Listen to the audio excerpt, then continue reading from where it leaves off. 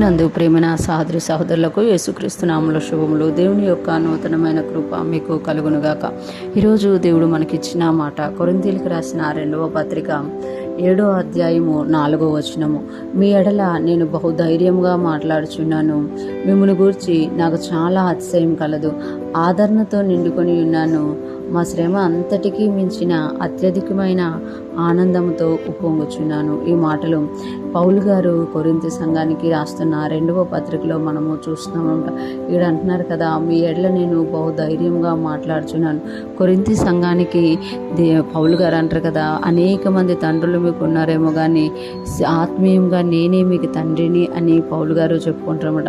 అలాంటి పౌలు గారు కొరింథీ సంఘాన్ని గురించి ఇక్కడ చెప్తున్నారు కదా, నేను మీ ఎడల బహుధైర్యంగా మాట్లాడుచున్నాను. అంటే మీ గురించి నేను బహుధైర్యంగా మాట్లాడగలను, ఎందుకంటే మీ గురించి నాకు బాగా తెలుసు. మిమ్మల్ని గురించి నాకు చాలా అతిశయం కలదు, మీ గురించి నేను చాలా అతిశయపడుతున్నాను. ఎందుకనంటే మీరు అన్యులుగా ఉండి కూడా నా ద్వారా సువార్త మీ వద్దకు వచ్చినప్పుడు మీరు అంగీకరించి దాన్ని తీసుకొని దాని ప్రకారం జీవించడానికి మీరు ఇష్టపడ్డారు. కాబట్టి మిమ్మల్ని గురించి నాకు చాలా అతిశయము కలదు. ఎప్పుడైతే దేవుని సువార్త ప్రకటింపబడుతుందో, దేవుని సేవకులు మన యొద్దకు వచ్చి సువార్తను ప్రకటిస్తారో, మనము వాక్యానుసారంగా జీవిస్తే వాళ్ళకి మన ఎడల అతిశయం కలుగుతుంది. ఎందుకంటే మేము ఏదైతే శ్రమపడి పోరాటములు అనుభవించి సువార్తను మీకు ప్రకటించామో అది మీరు వ్యర్థం చేసుకోకుండా తీసుకొని సద్వినియోగం చేసుకొని దాన్ని బట్టి మీరు కట్టబడుతున్నప్పుడు ఎవరైతే మీకు దేవుని మాటలు పంచుతున్నారో వాళ్ళకి సంతోషం అనేది కలుగుతుంది. ఇక్కడ పౌలు గారు కూడా అదే అంటున్నారు, మిమ్మల్ని గూర్చి నాకు చాలా అతిశయం కలదు.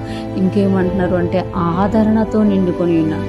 అంటే శ్రమలు, బాధలు, కష్టాల మధ్య వచ్చి నేను మీకు సువార్తను అందించాను, మీరు ఆత్మీయంగా కట్టబడాలని, దేవుళ్ళో నిలబడాలని, దాని విషయంలో మీరు ఆ శ్రమ ఆ కష్టం తొలగిపెట్టేట్టు మీరు కట్టబడుతున్నారు కనుక నేను ఆదరణతో నిండుకొని ఉన్నాను అని చెప్తున్నమాట. మా శ్రమ అంతటికి మించిన అత్యధికమైన ఆనందముతో ఉప్పొంగుచున్నాను, మా శ్రమ అంతటికి మించిన అత్యధికమైన ఆనందముతో ఉప్పొంగుచున్నాను అని ఇక్కడ పౌలు గారు కొరింథీ సంఘం గురించి తెలియజేస్తున్నారు. అంటే సువార్త ప్రకటించడము, దేవుని మాటలు మీ వద్దకు తీసుకురావడం, దేవుని యొక్క సన్నిధిలోకి మిమ్మల్ని నడిపించడం అనేది ఒక సాధారణమైన పని కాదు. అది శ్రమతో కూడింది.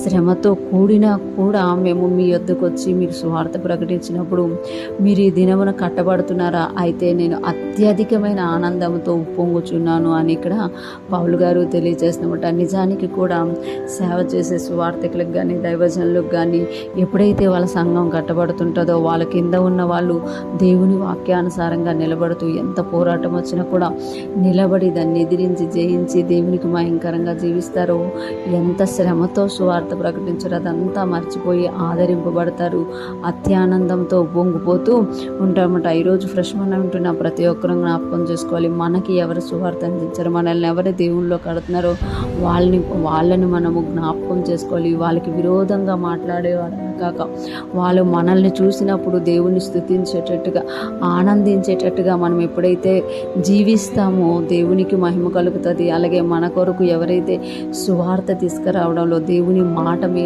వద్దకు తీసుకురావడంలో శ్రమ పడుతున్నారో వారికి అత్యధికమైన ఆనందము పౌలు గారిలా కలుగుతుంది. అటువంటి జ్ఞానము కలిగిన జీవితాన్ని మనం జీవించుదుముగాక.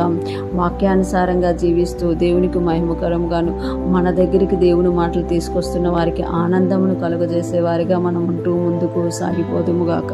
ఆమేన్.